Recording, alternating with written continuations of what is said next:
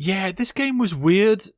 As you can probably tell, today we're talking about Super Mario Sunshine, releasing for the Nintendo GameCube on July 19, 2002 in Japan, August 26, 2002 in North America, and October 4th and 11th in Europe and Australia respectively.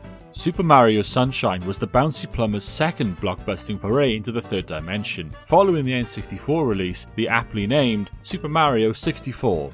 It was also my first Mario game. I was a child of the PlayStation 2 and its amazing cast of mascots, so didn't get my hands on a GameCube myself until a couple of years later. Super Mario Sunshine stands out amongst the pantheon of other games in its series for truly bucking the trend. Super Mario Sunshine is a power-washing enthusiast's dream. It's Mario's anime beach episode and, most importantly, a gripping community service simulator. It was a tremendously interesting introductory point to the Super Mario franchise, and I would argue it's quite unlike any other game in its series. Despite standing out quite so oddly, it still received rave reviews at the time, and deservedly so, I might add. Over the course of this review, I'll be going into exactly what makes Super Mario Sunshine tick, and why it's still such a fantastic game over 2 decades later.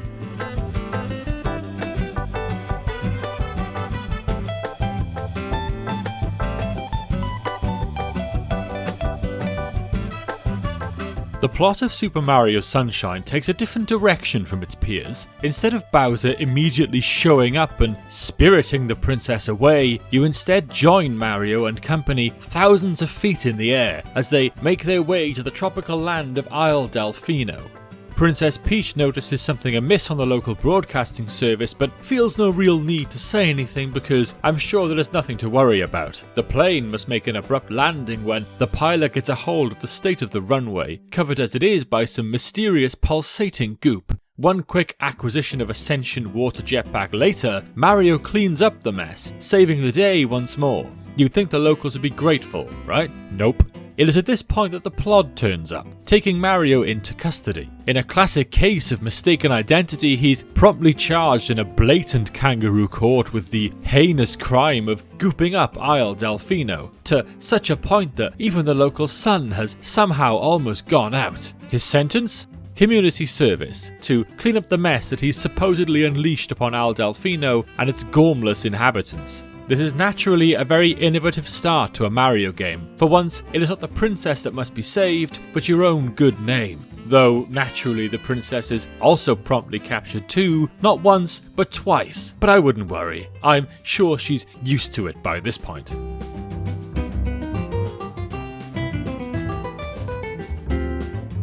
Indeed, the gameplay of Super Mario Sunshine predominantly revolves around teaming up with Fludd, the sentient water jetpack, to clean up Isle Delfino and recover the many shine sprites that have fled the slimy rapture, while also remembering to liberate the princess once more along the way. At its core, the game plays very similarly to its prequel, Super Mario 64. Isle Delfino functions as your hub, much in the same way that Peach's Castle did before it, and it is through exploring this environment that Mario will unlock different stages from which he can locate and extract the shine sprites. There are 8 to be found per level, but you'll only ever need to locate 7 from each to reach the final battle. Since time immemorial, Mario has been a platformer, and Sunshine is no exception. Mario handles excellently with tight and responsive controls, allowing for quite a few options as to how each level can be completed. With the inclusion of Fludd, it's never been easier to precision platform either, as its jetpack function serves to suspend you in the air for quite some time, allowing for jumping across much farther distances too. Besides this, Fludd also comes with a rocket jump and a jet turbine, as well as a standard water pistol attachment. Due to the handiness of its jetpack mode, you may, as I did, become overly reliant on Fludd to save you upon the occasion of a dodgy jump. Alas, he will occasionally get snatched away, leaving you to rely purely on your own precision platforming skills. These levels are incredibly well designed, very visually striking, and repeatedly hurt my feelings. There are a couple of different kinds of missions to be undertaken throughout the curious country of Isle Delfino, keeping the gameplay interesting.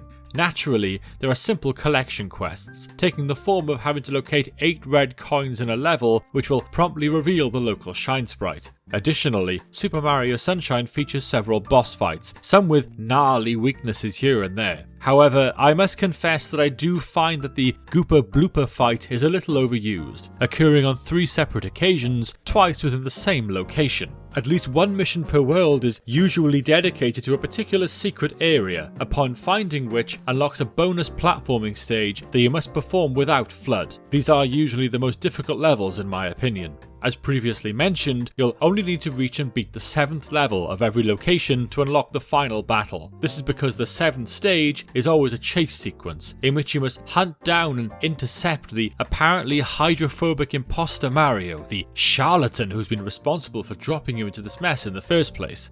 Upon completing the 7th stage and successfully detaining Shadow Mario on all 7 occasions, the way into the volcano opens and the final battle begins.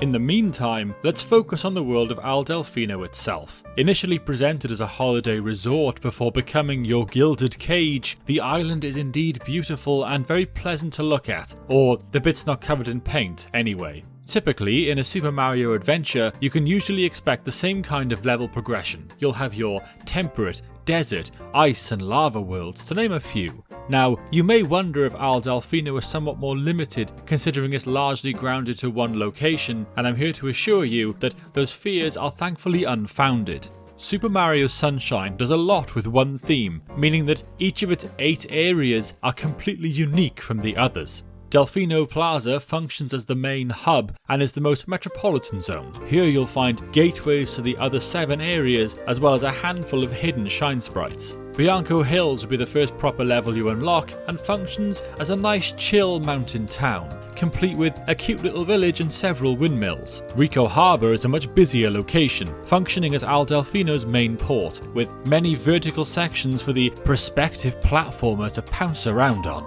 It also features the blooper racing minigame, which is great fun. Gelato Beach is very much your standard, beach level, but is characterised by that pesky wiggler, as well as the infamous Sandbird stage. Pinner Park functions as a fairground level and offers plenty of platforming opportunities from its many rides and attractions, as well as their inner workings.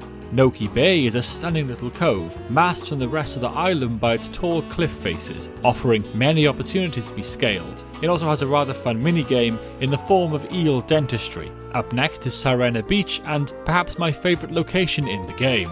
It's made up of 2 large areas really. Its exterior presents a chill as heck beachside resort complete with a marvellous sunset. Its interior functions as the haunted house level of sorts, a common trope from the Mario series. Finally, there's Pianta Village, a small settlement high up in the mountains, curiously suspended above an abyss. This level features a lot of chain chomp wrangling, which I suspect was a love it or hate it mechanic amongst the general player base. The world building in Super Mario Sunshine is fantastic, with each level featuring many NPCs that can be talked to, either to be reminded of the current objective or just to shoot the breeze. Another detail in the game that I really like is that you can usually see at least one other location from your current one, piecing Al Delfino together and making it seem that much more connected. Of course, once you've explored all these areas thoroughly and acquired the mandatory 7 shines from each, the last area, the interior of the volcano, is open to you.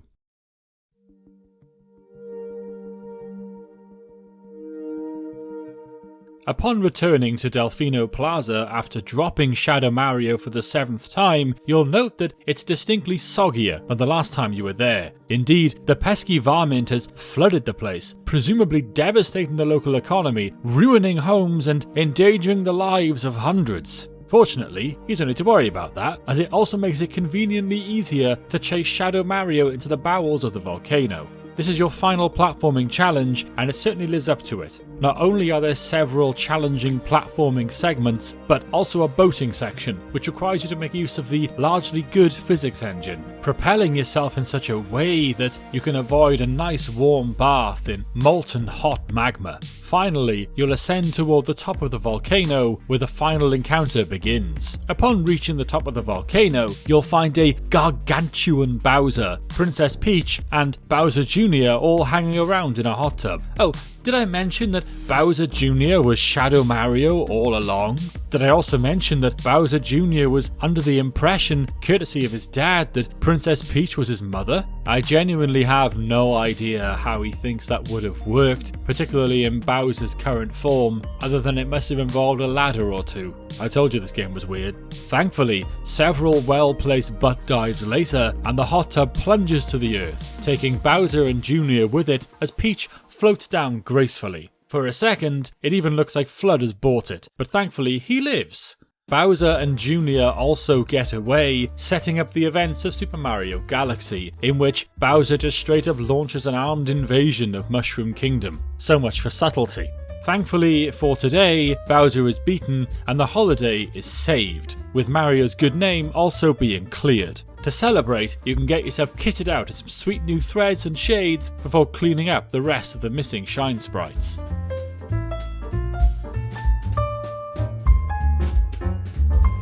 So ends Super Mario Sunshine, my first real foray into the Mario universe. Even though it's certainly one of the more unconventional Mario games, I'd argue that it's still one of the better ones, and absolutely one of the most imaginative entries in the series. I recall being blown away by its cheerful summery vibes and graphical fidelity on the GameCube back in the day, and its modern day counterpart on the Switch certainly hasn't lost any of that charm. As I release this video now in the middle of spring here in Wales, the days getting warmer and the evenings getting longer, it felt like the perfect time to bust out Super Mario Sunshine to commemorate the end of a long, damp, grey winter, and I'd thoroughly suggest thinking about giving it another playthrough yourself too. And after you've done that, please consider joining me next time when I'll be talking about a different game. Following on from this video's theme of false accusations, we'll be gathering to discuss further miscarriages of justice over whiskey and cigars. Never doubt it.